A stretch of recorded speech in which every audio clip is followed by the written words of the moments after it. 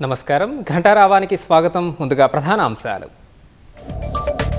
కులగణనపై రాష్ట్రం దేశానికి మార్గదర్శకంగా నిలిచిందన్న సీఎం.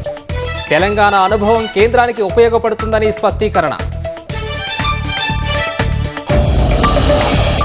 కులగణనలో కేంద్ర రాష్ట్రాలు కలిసి పనిచేయాలన్న సీఎం. స్పష్టమైన మార్గదర్శకాలు రూపొందించాలని విజ్ఞప్తి.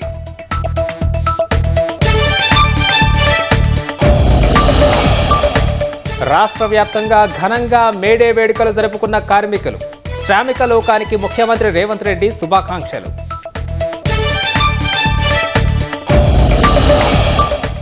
రాజస్థాన్లోని హోటల్లో అగ్ని ప్రమాదం. మంటల్లో చిక్కుకొని 4 మృతి, మరికొందరికి గాయాలు.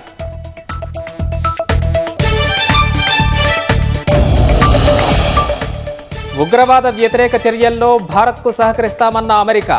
తక్షణం చర్చలు జరపాలని పాక్ ప్రధానికి సూచన.